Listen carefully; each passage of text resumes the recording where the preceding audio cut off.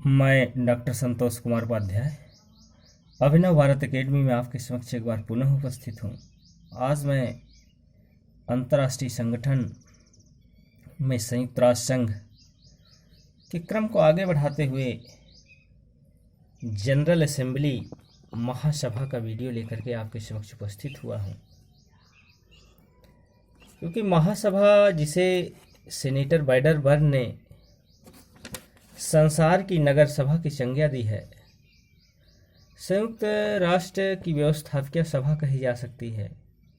यद्यपि इसके प्रस्तावों को बाध्यकारी सत्ता प्राप्त नहीं है, इसमें संयुक्त राष्ट्र के सभी सदस्य राज्यों को प्रतिनिधित्व प्राप्त होता है। प्रत्येक राज्य 5 प्रतिनिधि तथा 5 वैकल्पिक प्रतिनिधि भेज सकता है, परंतु मत वोट एक ही दे सकता है। इसका प्रत्येक वर्ष एक साधारण अधिवेशन होता है, परंतु सुरक्षा परिषद अथवा संघ के सदस्यों के बहुमत की प्रार्थना पर महासचिव को इसका विशेष अधिवेशन भी बुलाना होता है। सभा स्वयं अपनी कार्यप्रणाली के नियम तैयार करती है और प्रत्येक अधिवेशन के लिए अपना सभापति चुनती है। सभा के निर्णय उपस्थित सदस्यों के बहुमत से किए जाते हैं, परंतु कुछ महत्वपूर्ण विषयों पर निर्णय लेने के लिए 2/3 बहुमत की आवश्यकता होती है। ऐसे महत्वपूर्ण विषय अंतर्राष्ट्रीय शांति और सुरक्षा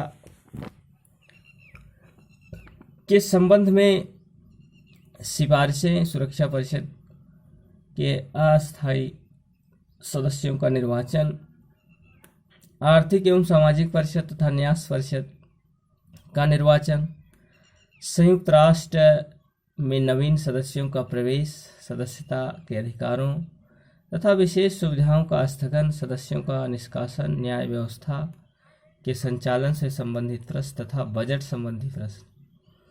महासभा के प्रस्तावों अथवा निर्णय बाध्यकारी नहीं होते। वह केवल सिफारिशें कर सकती है, जिस पर आचरण करना या न करना सदस्यों की सदिच्छा पर निर्भर करता है।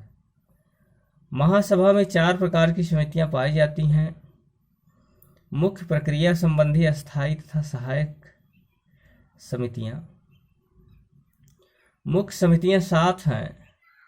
राजनीतिक और सुरक्षा समिति, अर्थ एवं वित्त संबंधी समिति, तीसरा है सामाजिक, मानवीय तथा सांस्कृतिक समिति, चौथा है न्याय समिति, पांचवा है प्रशासनात्मक तथा बजट समिति, छठा है कानूनी समिति तथा 7वां है विशेष राजनीतिक समिति।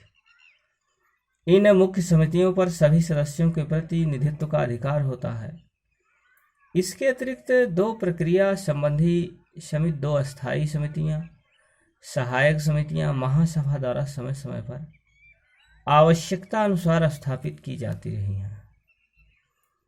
कार्य साधारण सभा का विस्तृत कार्य तथा अधिकारों को सामान्य 4 भागों में विभाजित किया जा सकता है। अंतर्राष्ट्रीय शांति और सुरक्षा संबंधी, निर्वाचन संबंधी, निरीक्षण संबंधी तथा विविध। पहला महत्वपूर्ण कार्य है अंतर्राष्ट्रीय शांति और सुरक्षा संबंधी कार्य, क्योंकि चार्टर के द्वारा अंतर्राष्ट्रीय शांति और सुरक्षा की व्यवस्था का प्राथमिक उत्तरदायित्व सुरक्षा परिषद को सौंपा गया है, परंतु महासभा को भी इस संबंध में अनेक अधिकार प्रदान किए गए हैं। वह अंतर्राष्ट्रीय शांति और सुरक्षा की रक्षा की दृश्य सहयोग के साधारण सिद्धांतों पर विचार कर सकती है, निशस्त्रीकरण की समस्या पर विचार कर सकती है। वह ऐसी घटनाओं की ओर सुरक्षा परिषद का ध्यान आकर्षित कर सकती है जिसमें अंतर्राष्ट्रीय शांति और सुरक्षा के लिए संकट उत्पन्न हो सकता हो। वह अंतर्राष्ट्रीय शांति और सुरक्षा से संबंधित उन सब प्रश्नों पर विचार कर सकती है जो संघ कि किसी सदस्य अथवा सुरक्षा परिषद द्वारा इसके सामने प्रस्तुत किए जाते हैं, तथा उसके विषय में अपने सदस्यों तथा सुरक्षा परिषद के से आवश्यक सिफारिशें कर सकती है। परंतु वह इस संबंध में किसी ऐसे विवाद पर जिस पर सुरक्षा परिषद विचार कर सकती हो, तब तक कोई सिफारिश नहीं कर सकती जब तक सुरक्षा परिषद उससे इस प्रकार की प्रार्थना न करे। दूसरा कार्य है निर्वाचन संबंधी कार्य। महासभा सुरक्षा परिषद के 10 अस्थायी सदस्यों, आर्थिक एवं सुरक्षा परिषद के सदस्यों तथा न्यास परिषद के कुछ सदस्यों का निर्वाचन करती है। वह सुरक्षा परिषद की सहायता से अंतर्राष्ट्रीय न्यायालय के न्यायाधीशों और संयुक्त राष्ट्र के महासचिव की नियुक्ति करती है। वह सुरक्षा परिषद की सिफारिश पर किसी गैर सदस्य राज्य को संयुक्त राष्ट्र का सदस्य बना सकती है। तीसरा महत्वपूर्ण कार्य है निरीक्षण संबंधी कार्य। महासभा सुरक्षा परिषद तथा संयुक्त राष्ट्र के अन्य अंगों के वार्षिक तथा विशेष रिपोर्ट प्राप्त कर उस पर विचार करती है। पांचवा है विविध कार्य। महासभा संघ के बजट पर विचार करके अपनी स्वीकृति प्रदान करती है। वह राजनीतिक, आर्थिक, सामाजिक, सांस्कृतिक, शिक्षा संबंधी एवं स्वास्थ्य के क्षेत्रों में अंतर्राष्ट्रीय सहयोग को बढ़ाने, अंतर्राष्ट्रीय विधि का विकास करने तथा सभी मनुष्यों को मानव अधिकारों और मौलिक स्वतंत्रताओं की प्राप्ति कराने के साधनों के संबंध में अध्ययन कर इन उद्देश्यों की पूर्ति के लिए आवश्यक सिफारिशें करती है। महासभा का बढ़ता हुआ महत्व।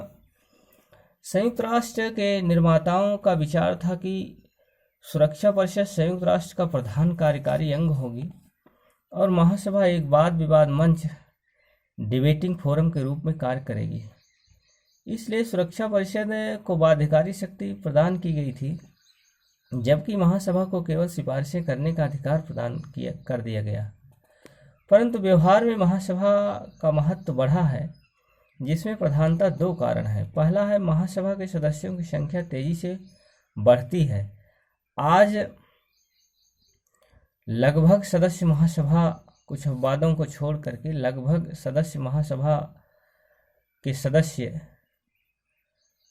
हो चुके हैं। राज्यों का प्रतिनिधित्व प्राप्त है। 15 सदस्यों की सुरक्षा परिषद उन अर्थों में विश्व की प्रतिनिधित्व नहीं कर सकती जिन अर्थों में महासभा को संपूर्ण विश्व का अंतर्राष्ट्रीय रंगमंच कहा जा सकता है। दूसरा, महाशक्तियों के पारस्परिक वैमनस्य तथा निषेधाधिकार, वीटो पावर के कारण सुरक्षा परिषद में अक्सर गतिरोध उत्पन्न हो जाता था। अतः अंतर्राष्ट्रीय शांति और सुरक्षा की व्यवस्था के लिए भी अनेक लोग महासभा की ओर देखने लगे।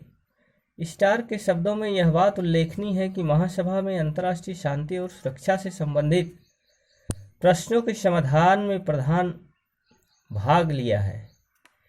इसमें संयुक्त राष्ट्र संघ के समक्ष लाए गए कुछ मुख्य प्रश्नों पर विचार करके पैलेस्टाइन, यूनान, स्पेन और कोरिया के संबंध में कार्रवाई की है। अगला है इसमें कि अंतरिम समिति अथवा छोटी सभा अंतर्राष्ट्रीय शांति और सामूहिक सुरक्षा की व्यवस्था में महासभा प्रारंभ से ही रुचि लेती रही है। उदाहरण, सन 1946 में ही इसने पैलेस्टाइन की समस्या के अध्ययन के लिए एक समिति नियुक्त की, परंतु इस क्षेत्र में महासभा की सर्वाधिक उल्लेखनीय कार्यवाहियां सन 1947 में अंतरिम समिति की स्थापना तथा सन 1950 की शांति के लिए प्रस्ताव है। सन 1947 के मध्य तक शीत युद्ध अपनी पूर्णता को पहुंच गया था। रूस ने निषेधाधिकार के प्रयोग द्वारा सुरक्षा परिषद की अंतर्राष्ट्रीय शांति और सुरक्षा के लिए प्रभावशाली कार्रवाई करने की क्षमता को नष्टप्राय कर दिया था। ऐसी परिस्थिति में अंतर्राष्ट्रीय शांति और सुरक्षा की व्यवस्था को प्रभावशाली बनाने के लिए 13 नवंबर 1947 को महासभा ने एक अंतरिम समिति की स्थापना की, जिसे छोटी सभा, लिटिल असेंबली भी कहा जा सकता है। छोटी सभा में महासभा के प्रत्येक सदस्य को एक प्रतिनिधि भेजने का अधिकार है। यह एक सदा अधिवेशन में रहने वाली अस्थायी संस्था है। इसका प्रधान कार्य उस समय महासभा के अधिकार क्षेत्र में आने वाले प्रश्नों पर विचार करता है जबकि महासभा का अधिवेशन न हो रहा हो। छोटी सभा के निर्माण का मुख्य उद्देश्य सुरक्षा परिषद में गतिरोध उत्पन्न हो जाने की दशा में अंतर्राष्ट्रीय शांति और सुरक्षा संबंधी प्रश्नों पर विचार करने के लिए एक अस्थायी संस्था की स्थापना करना था। सुरक्षा परिषद के साथ इसके सदस्यों को स्पष्ट करने के लिए महासभा ने यह निर्देश दिया था कि छोटी सभा सुरक्षा परिषद के दायित्वों का ध्यान रखेगी। छोटी सभा की स्थापना मूलतः 1 वर्ष के लिए की गई थी, बाद में इसका कार्यकाल 1 वर्ष बढ़ा दिया गया और सन 1949 में इसका कार्यकाल अनिश्चित अवधि के लिए बढ़ा दिया गया, परंतु सन 1952 के बाद इसकी कोई बैठक नहीं हुई। रूस तथा इसके मित्र राज्यों ने प्रारंभ में ही इसका विरोध किया और इसकी कार्रवाई में भाग नहीं लिया। शांति के लिए एकता प्रस्ताव। सुरक्षा परिषद के निषेधाधिकार वीटो पावर से उत्पन्न हुए गतिरोध को दूर करने के लिए सामूहिक सुरक्षा व्यवस्था को सुदृढ़ बनाने का महासभा का सर्वाधिक महत्वपूर्ण और सफल प्रयास 3 नवंबर 1950 का शांति के लिए एकता प्रस्ताव था। यह प्रस्ताव कोरिया युद्ध की पृष्ठभूमि में पारित किया गया था। जून 1950 में रूस समर्थक उत्तरी कोरिया ने दक्षिणी कोरिया पर आक्रमण कर दिया। इस समय रूस सुरक्षा परिषद का बहिष्कार किए हुए था, अतः सुरक्षा परिषद उत्तरी कोरिया के विरुद्ध सशस्त्र कार्रवाई प्रारंभ करने में सफल रही। अगस्त 1950 में रूस ने बहिष्कार की नीति को त्याग दिया। इससे यह आशंका उत्पन्न हो गई कि रूस निषेधाधिकार के प्रयोग द्वारा कोरिया में संयुक्त राष्ट्र की सशस्त्र कार्रवाई की प्रभावशीलता को नष्ट करने का प्रयत्न करेगा। अतः सोवियत अड़ंगेबाजी के विरुद्ध सुरक्षा के रूप में अमेरिका आदि 7 राष्ट्रों ने 9 अक्टूबर 1950 को शांति के लिए एकता की आकेसन योजना प्रस्तुत की, जिसे महासभा ने 3 नवंबर 1950 को स्वीकार कर लिया। यद्यपि रूस ने इस आधार पर इसका घोर विरोध किया कि इसने सुरक्षा परिषद की सत्ता छीड़ हो जाएगी। शांति के लिए एकता प्रस्ताव की मुख्य व्यवस्थाएं जो थी वो इस प्रकार थी। पहला तो ये था कि यदि सुरक्षा परिषद अपने अस्थायी सदस्यों की सर्वसम्मति के अभाव के कारण किसी भी मामले में इसमें शांति के लिए संकट, शांति भंग अथवा कोई आक्रामक कार्य दिखाई पड़ता है, अंतर्राष्ट्रीय शांति और सुरक्षा की व्यवस्था के अपने प्राथमिक उत्तरदायित्व को पूरा करने में असफल हो जाती है, तब महासभा अंतर्राष्ट्रीय शांति और सुरक्षा को बनाए रखने अथवा पुनः स्थापित करने के लिए सामूहिक कार्रवाई, जिसमें आवश्यकता पड़ने पर शांति भंग या आक्रामक कार्य के मामले में सशस्त्र बल प्रयोग भी सम्मिलित है, के संबंध में सदस्यों से उचित सिफारिश करने के उद्देश्य से तुरंत मामले पर विचार करेगी। यदि उस समय महासभा का अधिवेशन नहीं चल रहा हो तो 24 घंटे के अंदर उसका आपातकालीन अधिवेशन बुलाया जा सकता है। ऐसा आपातकालीन अधिवेशन, विशेष अधिवेशन तभी बुलाया जा सकेगा यदि किसी भी 7 सदस्यों के मत से सुरक्षा परिषद या संयुक्त राष्ट्र के सदस्यों का बहुमत ऐसा करने की प्रार्थना करे। दूसरा, शांति के लिए जो प्रस्ताव था वो दूसरा ये है कि इसने संसार के किसी भी भाग में अंतर्राष्ट्रीय शांति और सुरक्षा को खतरा पहुंचाने वाली स्थिति का निरीक्षण करने और उस संबंध में रिपोर्ट देने के लिए 14 सदस्यों वाले शांति निरीक्षण आयोग, पीस ऑब्जर्वेशन कमीशन की स्थापना की। तीसरा है, इसने संयुक्त राष्ट्र के सभी सदस्य राज्यों से प्रार्थना की कि वे अपनी सेनाओं का कुछ विशेष भाग इस दृश्य प्रशिक्षित, संगठित और सुसज्जित करें कि वह सुरक्षा परिषद या महासभा की सिफारिश पर संयुक्त राष्ट्र की इकाई के रूप में फौरन सेवा के लिए उपलब्ध हो सके। चौथा, इसने 14 सदस्यों की एक सामूहिक उपाय समिति, कलेक्टिव मेजर कमेटी की स्थापना की, जिसका कार्य अंतर्राष्ट्रीय शांति और सुरक्षा को बनाए रखने और सुदृढ़ करने के साधनों का अध्ययन करना और उस पर रिपोर्ट देना था।